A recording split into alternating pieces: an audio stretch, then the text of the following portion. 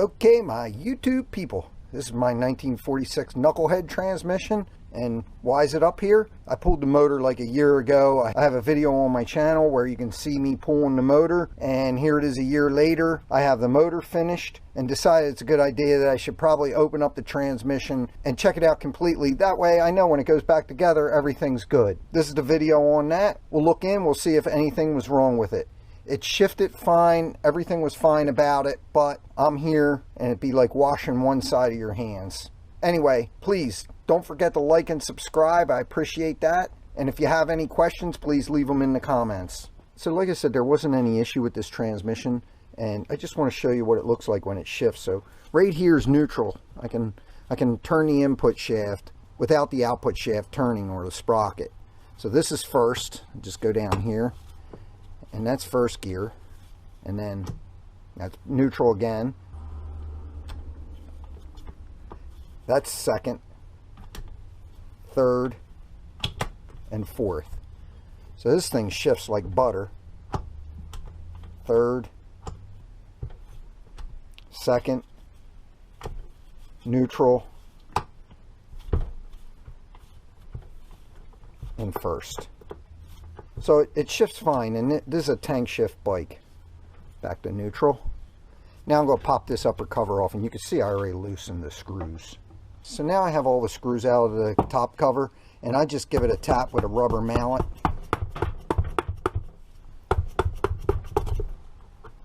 And just like that, comes right open. I can already see this drum looks to be in excellent condition all the way around. Really nice condition. No heavy wear up in these grooves. The hats look to be in excellent condition. I'll replace them anyway because I got a bag of them. Next thing I'm going to do is get this gasket off, and obviously I'm going to have to get a kit, and I always use the James kits. And then the next thing that needs to happen is this shaft needs to come out. It comes out this way towards the sprocket, but you have to take the sprocket off first. It won't clear. You have to take this screw out to release the shaft. I do see this shaft have some pitting. It must be original and just took some pitting if this was sitting for a while. But as you can see, this just barely comes over, and it doesn't affect its operation. So I'm not worried about that. I'm also giving it a quick look, and the dogs on the gears, at least right here for first and second gear, look to be in excellent condition. Can't really see down here in third and fourth. The gears themselves look good, just with the few teeth I'm looking at already. I'm going to pull out the speedometer drive gear, and that just comes right out. That's in good shape. Gasket on it and the screw for it. You can see the gear oil is really clean, and that's the Mobil 1 7590 full synthetic gear oil. That's all I run in any of my transmissions. So now I'll pull this kicker cover off. Got all the nut and washers off here. Now I'm just going to give it a tap with a rubber mallet. I ended up needing to put the clutch push rod in there, and it just popped the clutch back far enough, then the cover was able to slip right off after that. The odd thing I find is that the oil on the gears is real clean, yet this oil down in here looks pretty black. So a little bit of grit in there, a little bit of metal you can see. I don't think that's anything out of the norm.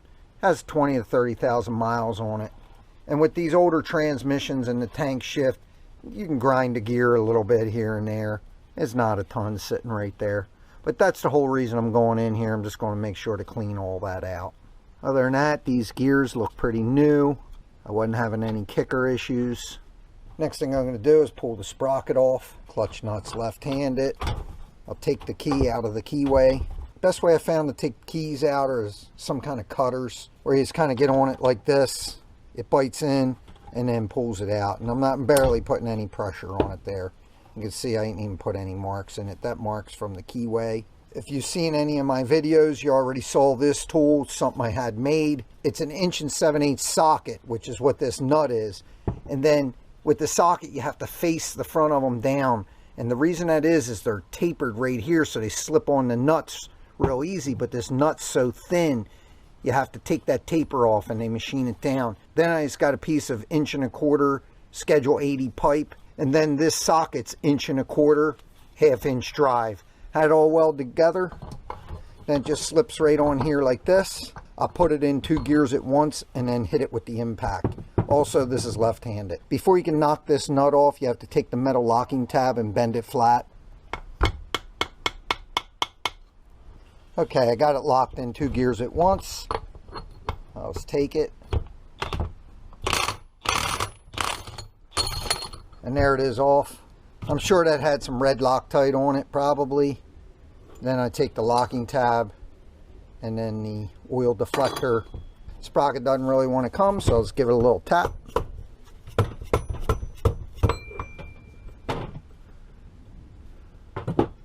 Okay, there's the sprockets off.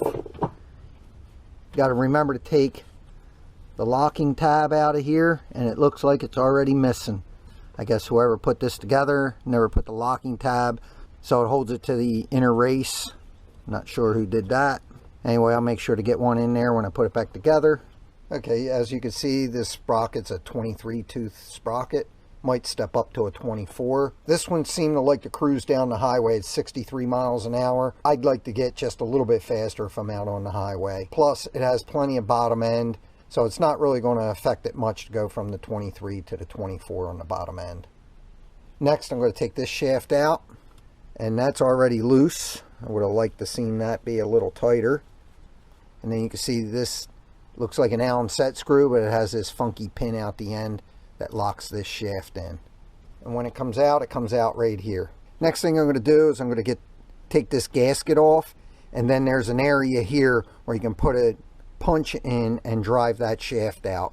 Okay, here's the punch. Just stick it up in the hole. I grabbed the smallest hammer I own. You can see that's pretty small. It's a 4-ounce hammer. And you can see that pin just slide right out. Thankfully, because they can be tricky sometimes. As I'm pulling it out, you can see down here, there's a rubber seal on there. And comes out just nice. There's nothing wrong with that shaft. Like I said, there's some pitting here. Nothing I'm worried about. You can see the groove here on the shaft, and that's where that funky screw with the pin goes into. Before I pull the forks out, it's good to note that this sleeve section points out on both of these when you pull them out. This fork has the fat offset. This fork has some wear. I can grab my finger on that. I'll pull this one out. You can see this one, this piece is more in the middle. I'll have to clean this up. I'll probably just buy 2 new shift forks, even though this one's pretty clean. They're really inexpensive, so I'm not really worried about that. Now the next thing I'm going to do before I take this down any further is I'm going to pull all these studs out. I double nut them with the nuts I took off that held the cover, and then I back them out. And if they don't want to come, I'll heat up right here a little bit with a torch and they'll walk right out, because most likely they have some red Loctite on those. So you can see I have 2 nuts on there now. I take the inner one. This stud's coming out with no issue, and that's a great thing, because sometimes you can fight these. So now off camera I'll hit the rest of them. I got all the studs out. That was about as easiest as I've ever taken any out. I can promise anybody that goes to take out the studs that I put in with all the red Loctite, they'll never use those words. Anyhow, the next thing I'm going to do is I'm going to take this nut off and this nut off, and you have to back off the metal locking tab before you can take those off. So I'll knock these back first. Again, when I'm doing this, I just like to use a screwdriver and the smallest hammer I own. Okay, I have the metal locking tang bent back on the kicker gear. This is a 1-inch nut. Before I bang it, I knock it into 2 gears at once so the shafts don't start spinning. And just like that, it comes off no problem. Now I'll do the same thing with this one. I got the locking tang bent back on that one. This is 7/8. And there it is, comes right off. And then you just take a screwdriver, get behind here and pull this locking tab off. And for this one, it looks like I'm going to have to put the nut on, just tap the shaft a little bit. But before you can do that, you have to take this cover off, and that way the shaft has a spot to go when you give it a little tap. Okay, got that cover off. I should be able to give this shaft a little push or a tap with the rubber mallet. You can already see the shaft starting to come out a little bit. And I tapped it, the lock washer came off. You can see the shaft is coming out. Now I just need something like this punch to give it a little push. Out comes the locking tab. I'll just use this punch to push it out the rest of the way. There it is. Shaft's out. Thankfully, I don't see any wear, but you definitely got to clean them up to find it for sure. Now you just rotate the countershaft up, and it should come right out. Like that. There's a washer on each side, and there's the bearings that go in here for the shaft. We'll make sure to keep those. See, they're coming out this side. There's 22 of those needle bearings here and 22 over here. Next, we'll get the main shaft out, but first we'll take a look down in. You can see there's some dirt down in there, and that's part of the reason why I'm going into this, to clean that out. This is the shimming washer that sets the end plate for that gear set. Looks to be in all right condition. So I was going to video how to get this starter clutch off, because usually you got to put some heat on them, and then somehow you got to break them loose because they're keyed, plus they're on a tapered shaft. The way I ended up doing it, and it popped pretty easy, so you put a bolt in it with a washer. This is 3/8, and that way you don't have to worry about tearing up the end of this shaft. Then I just got a 3-jaw puller, and I was able to push the spring back, and then when you turn it down, it turns down onto the nut. I just turned it with the adjustable wrench, and it popped real easy. So I had these in the past where they were tough to get off, and I do have a hammer sitting here in case I needed it.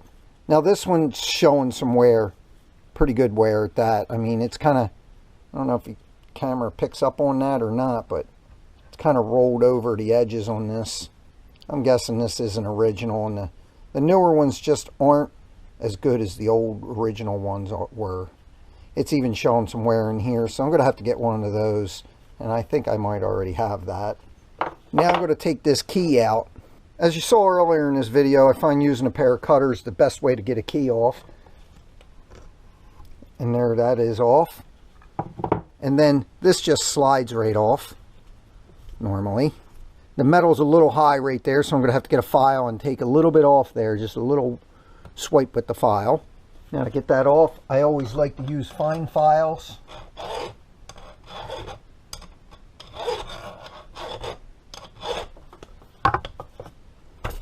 And there. Now it's off.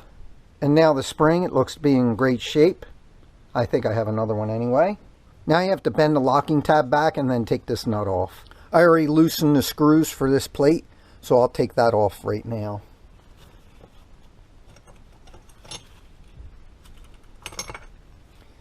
Plate's in great shape.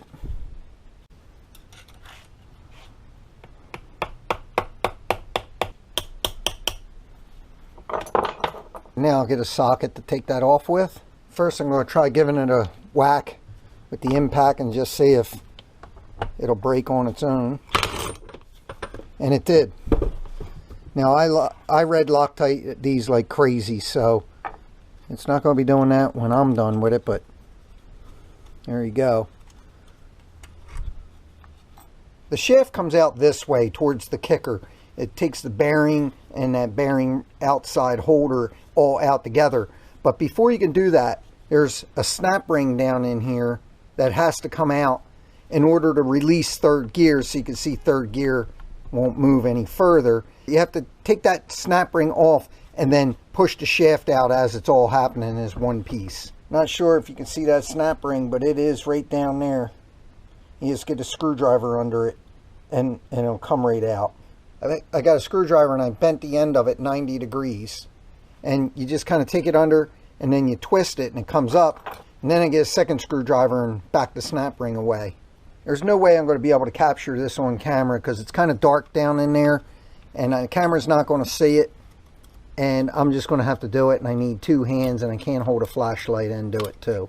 So I'll show you what it looks like after I get it out. So now you can see that snap ring and then the spacer washer. And now you just take a hammer and tap here and the shaft comes out. And then you just keep moving that shaft out. Bearing's coming out there. So right now This is second gear. In second gear, you need to hit it with a hammer again, and it bangs this race out that the bearing sits in.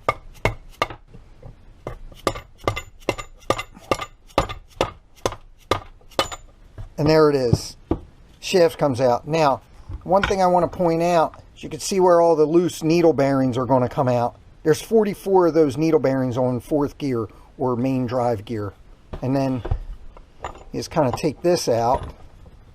And third gear does not fit through here. So you have the main bearing, you have this race that the bearing sits in, or holder. Right here you can see that groove that the snap ring sits in. So it goes third gear, and it goes at spacer washer, and then the snap ring in the groove. This shaft's in excellent condition. There's no wear on this at all. And that's good because the shaft's pretty expensive. And here's the gear. There's that washer.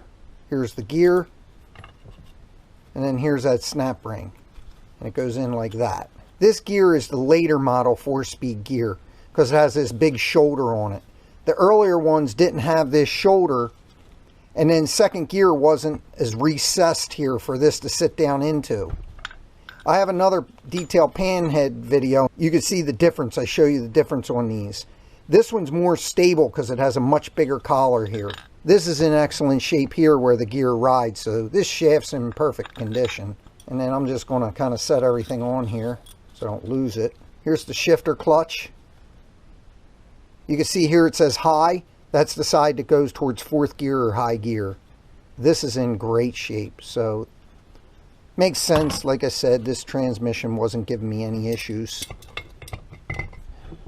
There's the bearings falling off. Where you really have to pay attention to is where that shifter clutch comes into the gear right here. And if these get real beat up, it's not going to want to shift in easy. Now this one shows a little bit of wear here and there. Like you can see, there's a little bit chipped off of it, but it's really not bad. I've seen them much worse than this. So this is totally reusable. You have to replace this lip seal here. You have to make sure that your brass in here is in good shape. This one doesn't really look like it has much wear, but I will put it on the shaft. And the way to check to see if it has a lot of wear is you put it on the shaft and then rock it around. And this one doesn't rock at all. Also, you got to make sure you check both sides of the teeth. Make sure they're not pitting and the hardness isn't wearing off. And all this looks to be in great shape on this transmission. Last place you have to check is this is the inner race for those needle bearings. And it's about in as perfect condition as you can get. Now on the way back, you do measure that. You measure this inner race here, and then you determine the size of the bearings that you need. Also, I'm going to measure all the bearings to see what size they are, see if they're showing wear. Also, there's a spacer here, and then there's a lip seal here. And to get this spacer out, you have to take this lip seal off. I'll show you what that all looks like. Of course, the last thing is, this thing needs to be cleaned. After I put the studs in, I'll glip-tall the inside of this case, and then I'll put Teflon pipe sealer over top of where the studs are to make sure I seal it up real good and I don't have any leaks. Again, this wasn't leaking. It's just good practice to do. This is a stop for the kicker pedal. I'm not going to take that off because if you can see right there, it's staked in. But there's no reason to take this off. It's in good shape. Of course, I preach in every one of my videos about cleanliness, so this will have to be cleaned, and cleaned again. Next thing I'm going to do is get this seal out. So I prop it up on two boards like this. And after I have it propped up, I get a long punch like this.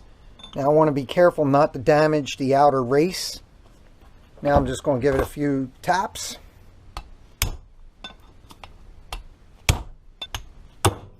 And there it is out. So this is what this looks like. It's the spacer. And there's the lip seal. And normally, this has the cork behind it also. There's the cork. Also, not sure if you can see this, but the inner race must have been changed. It says Jim's right there. You can see I didn't cause any damage on that back side of it, so inside of it looks great. I'll probably be reusing this. Okay, now I'll be cleaning everything.